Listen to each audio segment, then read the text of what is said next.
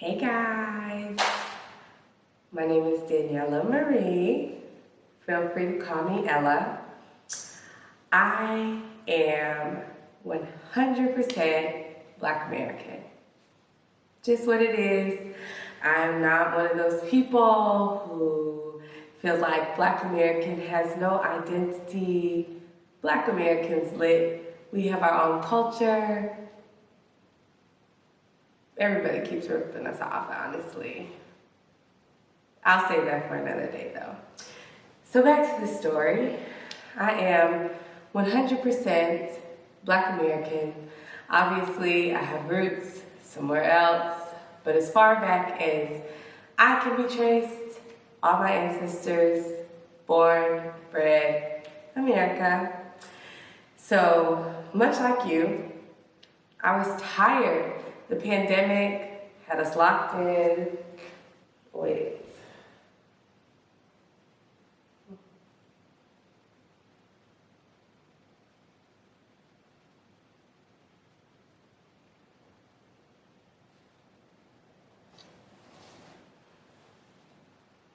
Hey guys, my name is Daniela Marie.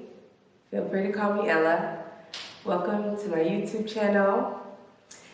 I am 100% Black American. Obviously, I have roots somewhere else, but as far back as my ancestry can be traced and verified, everybody born, bred in America. I love being Black American. I cannot stand people who make it seem like Black American has no culture. Culture is quite lit. We all understand each other. Everybody's ripping us off. That's neither here nor there. I'll say that for another day. Back to why we're here. So, much like you, I was tired of being indoors during the pandemic. Everybody, we were shut indoors, didn't have much to do, could barely go out, everybody's sick, despair all around us, nothing fun about it. So during that time, I came up in my mind that I needed a break. I needed a change. So then I decided to take a trip. Where? Africa. So let me tell you a little bit more about myself. So just so you know, fully trained and licensed attorney in Atlanta, Georgia. My life was quite good. Have no complaints. Doing okay for myself. I did all of the run-of-the-mill things that your parents told you to do as a child. Went to school, got good grades, got a good job, did it all. It did not land me anywhere close to where I thought I was gonna be. And the biggest downfall of it all, I just wasn't happy. So I decided to take some trips while we were shut indoors and explore Africa. And then I learned about Nigeria. So let me tell you about my first trip to Nigeria. It was a spur-of-the-moment trip, barely knew anybody. I actually only had one friend and one colleague that I knew before my arrival. Got my visa. I'm sure like everybody else, I heard nothing but negative things before I went. My parents were freaked out. All that, threw caution to the wind. I decided to come and experience and judge it for myself. So, let me tell you what it looked like.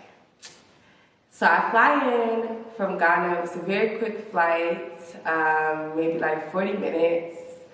I land, I get off the airplane, and instantly, totally different experience than anything I'd ever seen. The plane landed on the tarmac. There wasn't even like a ramp. I had to like walk down the stairs, walk on the pavement, into the actual airport.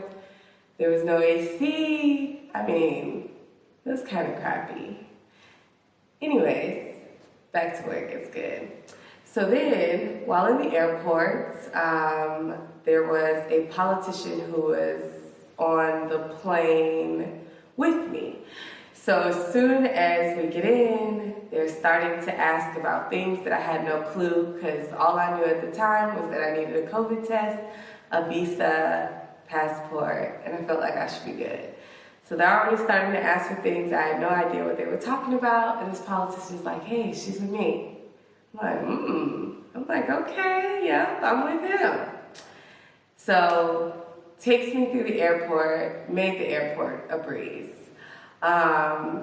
Ended up meeting up with a colleague who just wanted to make sure that I got in safe, managed to get me to my Airbnb, talked for a little bit. So then later that night, the politician who I met, he was actually flying to Abuja, but he stayed the night in order to have dinner with me. So he sends a car. We have dinner. That was like my first night in Nigeria. So of course I'm like, okay, Nigeria, you're not doing half bad. Like, guys over here sending cars. Like, okay. So have dinner. It was just dinner. And went back home, went to sleep, started the next day. I will say, my friend who I knew before I got here was quite impeccable. Like, very amazing person, very amazing friend. He really curated like my short stay completely to my liking. So everywhere we went, it was filled with people and places and things that were of interest to me. There was not a dull moment during the first week. So needless to say, after my 1 week, I was like, I'm sold. I want to move there. Crazy, right? Crazy, but that's what happened. So off to Nigeria I went. Again. So, do you guys know what a gap year is? It typically happens for students when they're maybe graduating high school, graduating undergrad, and they just kind of want to take a year and they want to enjoy and learn the world. Throw all their cares and concerns, like all the adulting things that give you pain, not really dealing with them in the same fashion. So usually that gap year is reserved for the privileged. You got to be able to afford to take a year off from life and just have fun. And for me, I couldn't do that at those times. So the one thing that being a lawyer did for me, it afforded me an adult gap year. So this is my take on what it would have been like to have a gap year if I could have afforded one. So I want to take you guys with me on my journey for my adult gap year. Come with me and check it out.